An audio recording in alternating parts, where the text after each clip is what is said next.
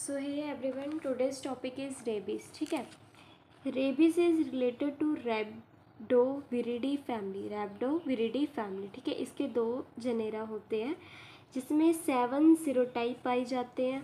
ठीक है. अब हम लोग बात करेंगे कि रेबीज़ की मॉर्फोलॉजी क्या होती है. ठीक है. ये बुलेट शेप का होता है. ये देख ही सकते हो आपकी कैसा है, बुलेट शेप का. ऐसे ही होती है ना बुलेट, वैसी शेप का. इन्वेल्व्ड होता है, देखो पूरा इन्वेल्व्ड है. ठीक है. ये देखो, ये क्या है, पूरा इन्वेल्व्ड है. लिपिड स्ट्रक्चर पता है इन्वेल्व क्या होता है, किससे मिलकर बना होता है, लिपिड से. हेलिकल सिमेट्री देखने को मिल रही है इसकी.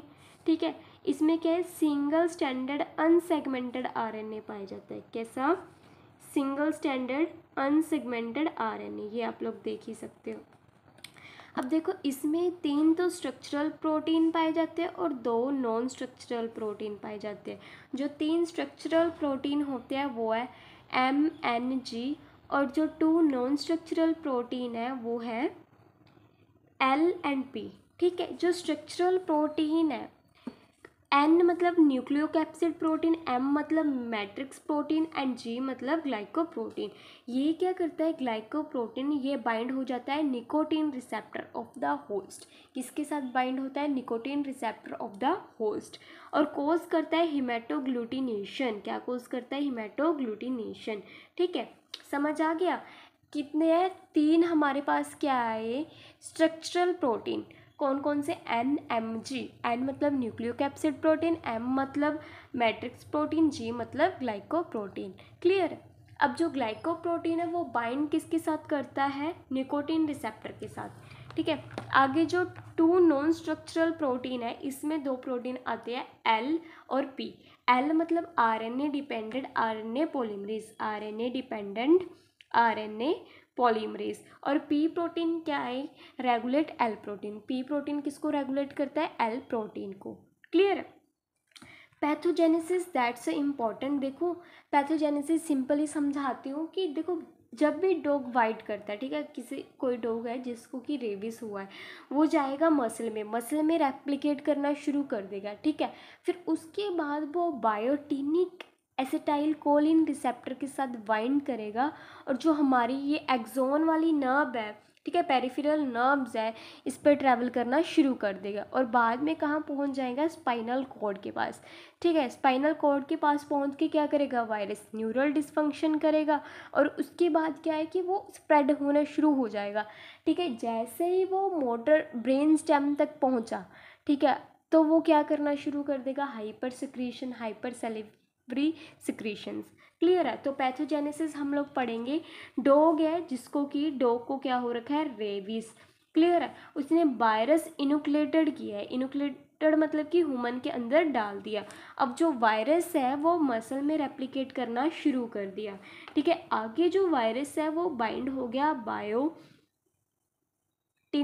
एसिटाइल कोलिन रिसेप्टर के साथ, जो कहाँ प्रेजेंट होते हैं, न्यूरोमस्कुलर जंक्शन में. ठीक है. अब जो ये वायरस है ये ट्रैवल करना शुरू कर दिया axon of peripheral nerve, replication in motor neuron of spinal cord. आगे स्पाइनल कॉर्ड तक पहुंच गया तो क्या करेगा, न्यूरल डिसफंक्शन. ठीक है. तो बॉडी को समझ में नहीं आएगा. जैसे फॉर एग्जाम्पल हम लोग बोलते हैं कि जो रेबीज वाला पेशेंट होता है ना, उसको पानी से बहुत ज़्यादा डर लगता है. क्यों, क्योंकि may be brain stem dysfunction हो जाता है उसकी वजह से. बट मेन कोज ये है कि जो रेबीज वाला पेशेंट है उसको हाइड्रोफोबिया क्यों होता है, क्योंकि जब वो पानी पीने की कोशिश करता है तो ओरोफेरेंजियल स्पाज्म देखने को मिलता है. क्लियर है. तो ये पॉइंट इंपॉर्टेंट है, आगे भी पढ़ाऊंगी.